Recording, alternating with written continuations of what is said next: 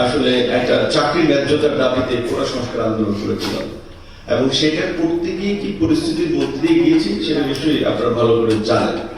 এবং সেখান থেকে 2019 সালে ঢাকা বিশ্ববিদ্যালয়ে 28 বছর পরে ডাকসু নির্বাচন হয়।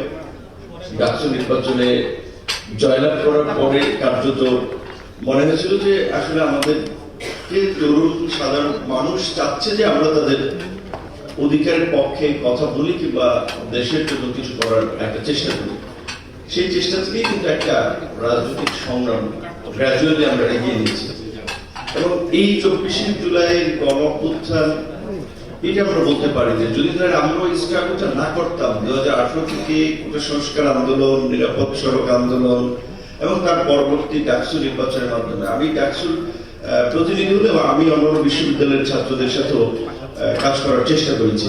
বিশেষ করে সত্যিকার অর্থে আজকে তো ক্যাম্পাসগুলোতে প্রভাবশালী ছাত্র সংগঠন মানে বিভিন্ন দিক থেকে ছাত্র দল এবং ছাত্র শিবির, কিন্তু আমি ছাত্র শিবির এবং ছাত্র দলের সাথে খুব বেশি আমার নেক্সাস ছিল না, কাজ করার সুযোগও ছিল না। বরঞ্চ বামপন্থী 2-4 ছাত্র, সরি ওই জন্য বললাম যে নাম্বার ফিউ, কিন্তু তাদেরকে নিয়ে আমি ফাইট করেছি, তাদেরকে নিয়ে আমরা আসলে আমাদের কর্মসূচি কর্মপরিকল্পনা ঠিক করেছি। কারণ এই তরুণদের স্বপ্ন দেখি যে তরুণদেরকে নিয়ে আমরা এগিয়ে যেতে চাই একটা পরিবর্তনের দিকে। তারা যদি লাইক গ্রামে আমরা যেটা কথা বলি যে 500-1000 টাকায় মানুষ ভোট দিয়ে দেয় আরেকজনকে, বাস বিচার করে না, যেটা সবচেয়ে একটা বড় মানে আমাদের জনসচেতনতার অভাব, যার ফলে অযোগ্য মানুষগুলো পার্লামেন্টে চলে আসে, নেতৃত্বে চলে আসে। তাহলে বিশ্ববিদ্যালয় আমরা উচ্চ শিক্ষিত তাই করছি। শিবির আমার ব্যক্তিগতভাবে বলছি, শিবির তাদের প্রতি আমার ফুল রেসপেক্ট আছে, তাদের ডেডিকেশন আছে, কমিটমেন্ট আছে তাদের রাজনীতি। কিন্তু আরো তো ছাত্র সংগঠন আছে, এই অভ্যুত্থানে যেভাবে ছাত্র দলের বিপি ক্যান্ডিডেট ছিল আবির, তার যে রোল ছিল, কিংবা আমাদের ছাত্র অধিকার পরিষদের বিনিয়ামিন মোল্লা বা অন্যরা, বিনিয়ামিন মোল্লা অনেক স্ট্রাগল করেছে আমার সাথে সেই 18 সালের আন্দোলন থেকে শুরু থেকে, এবং বলা চলে এই ডাকসু এনেছে বিনিয়ামিন মোল্লা একটা সেলসে।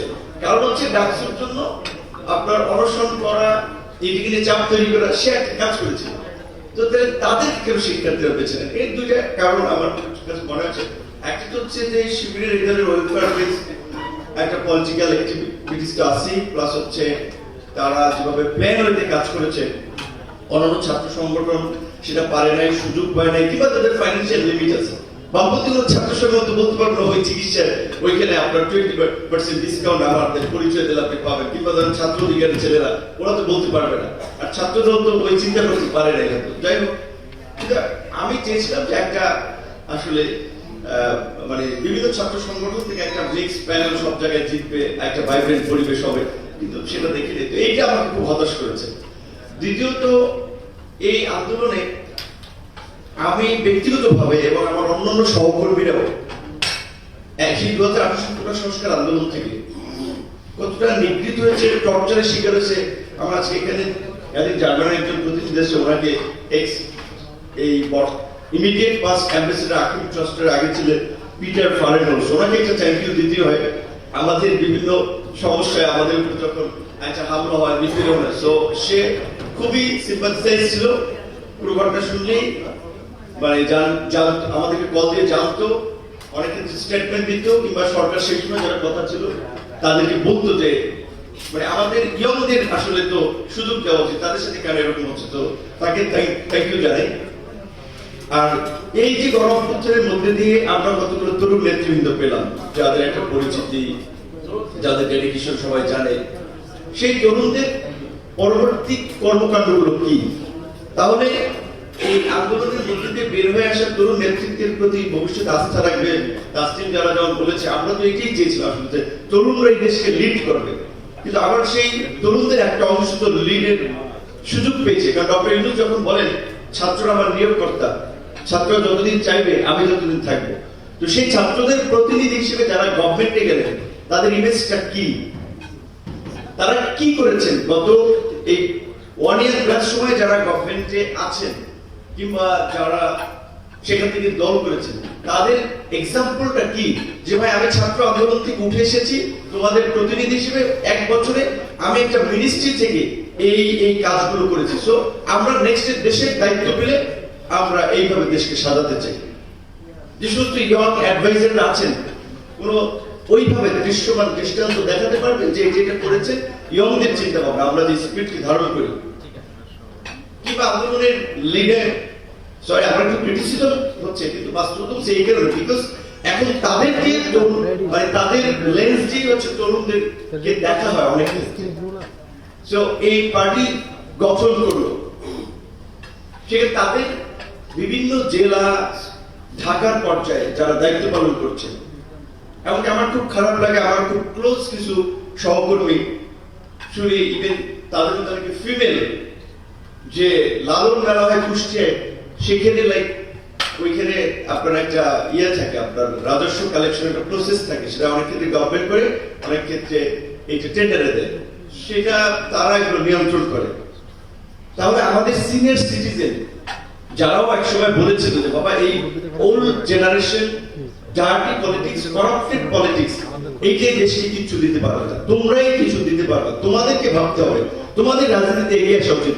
মানে সরি এক্সেস এরকম অনেকে আমাকে বলছিল, এটা জাফরুল্লাহ চৌধুরীর ব্যক্তি আপনারা ছিলেন, সবসময় বলছি তোমরা বুড়োদের কথা শুইও না, বুড়োদের পিছিয়ে ঘুরো না, তোমাদের চিন্তা ভাবনা তাদের অনেক ভালো ফ্রেশ, তোমরা ভালো কিছু করতে পারবা। আমরা 71-এর মুক্তিযুদ্ধ করেছি, আমার বয়স তখন কয় বছর ছিল, জাফরুল্লাহ চৌধুরী বাবা বলতো, আরো অনেকে এই কথা বলেছে। তাহলে আজকে সেই আমরা যারা তরুণ, আমরা একটা নেতৃত্বের সুযোগ পেয়েছি, নেতৃত্ব উপস্থাপনের সুযোগ পেয়েছি, আমি কিন্তু সেই একটা ভালো এক্সাম্পল সেট করতে পারিনি। তারপরে আমি বলবো এখনো যে সুযোগটা আছে, বিশেষ করে একদিকে আমি আশাবাদ দিতে চাই এইবারের আন্দোলনটা বাংলাদেশের ইতিহাসে এত বিস্তৃত হয়নি। 90-এর আন্দোলন কোনো শহর কেন্দ্রিক ছিল, এইবারের আন্দোলন একেবারে প্রত্যন্ত অঞ্চলের ডিগ্রি কলেজ পর্যন্ত চলে গিয়েছে এবং অটোমেটিক্যালি ছাত্ররা কিছু, বিশেষ করে আমি দেখেছি ফার্স্ট 6 মান্থ কিছু ভালো কাজও করেছে সমাজের সংস্কারের জন্য, মানুষের কল্যাণের জন্য কিছু পদক্ষেপও নিয়েছিল আন্দোলনের মাধ্যমে, যেটা মানুষকে স্বস্তি দিয়েছিল, আশান্বিত করেছিল। সুতরাং সেই তরুণদেরকে যদি আমরা একটু আবার একটা সঠিক দিকে ডিরেকশন দিতে পারি, তাহলে বোধহয় একটা ভালো কিছু সম্ভব। প্রকৃত অর্থে আমি এই যে জুলাই ঐক্যমত্য কমিশনের যে 8 মাসের আলোচনায় আমি ছিলাম, আমি মানে আমার নলেজ কম থাকতে পারে, আমার বোঝাপড়ায় ঘাটতি থাকতে পারে, কিন্তু এত পণ্ডিত ব্যক্তিরা লার্নেড এক্সপিরিয়েন্স দেশে বিদেশে বিভিন্ন প্রতিষ্ঠানে, খ্যাতনামা প্রতিষ্ঠানে কাজ করেছেন, তাদের একটা কাজের প্রসেস, আমি ঐক্যমত্য কমিশনের কাজের শুরুর দিকে আমি হাসছিলাম, অনেকগুলো মিটিং এ গিয়েছি, অনেকগুলো মিটিং এ যাইনি, প্রসেস থেকে বুঝতে পারছিলাম এটা শেষ পর্যন্ত একটা অনেকের দিকে যাবে এই ঐক্যমত্য কমিশনের কার্যক্রমগুলো, তাই হয়েছে। আচ্ছা আপনারা বলেন একবারে 100% ঐক্য এইভাবে আলোচনা করে, বিশেষ করে পলিটিক্যাল ইস্যুতে এই মোমেন্টে সম্ভব না। সবার কনসার্নটা নিয়ে সরকারের পক্ষ থেকে কিছু প্রস্তাব সবাইকে জানিয়ে দেওয়া উচিত ছিল যে আমরা এটা করতে চাই দেশের বৃহত্তর স্বার্থের জন্য। ধরেন এখানে দুর্নীতি দমন কমিশন, আপনার পাবলিক সার্ভিস কমিশন, মহা হিসাব নিরীক্ষক, এরকম 5টা প্রতিষ্ঠান, বিশেষ করে পিএসসির কথাই বলি যে যেই সরকারি চাকরিতে আন্দোলনের জন্য আমাদের তরুণরা ফাইট করলো, মোটামুটি আমরা বলছিলাম এইটাকে নিয়োগ প্রক্রিয়াকে ট্রান্সপারেন্ট, একটা ইন্ডিপেন্ডেন্ট কমিশন করে তার নিয়োগকে ট্রান্সপারেন্ট করা।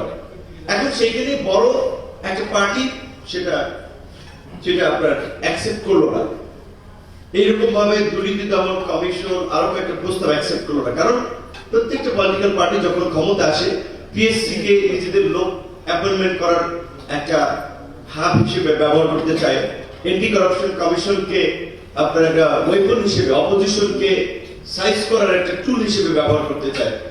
এবং সর্বশেষ এখন যে জুলাই সনদের বিষয়ে যতটুকু অনৈক্য হয়েছে বা যে কথাটি হচ্ছে, এখানে আমি মনে করি যে এত আলোচনার পরে মেজর সংস্কারের অংশ হিসেবে যদি এই দুর্নীতি দমন কমিশন, আপনার পিএসসি, এই প্রতিষ্ঠানগুলোকে আমরা ইন্ডিপেন্ডেন্ট না করতে পারি, আমরা যদি একটা আপনার অ্যাটর্নি সিস্টেমকে স্থায়ীভাবে চালু করতে না পারি, আমরা যদি একটা ভারসাম্যপূর্ণ সংসদের জন্য যে আলাপটা হচ্ছিল যে সংসদ দ্বিকক্ষ বিশিষ্ট হবে এবং আপার হাউসটা হবে প্রত্যেক রাজনৈতিক দলের প্রাপ্ত ভোটের অনুপাত, অর্থাৎ PR upper house, not lower and upper বা ফুল সংসদ, শুধু উচ্চ কক্ষ।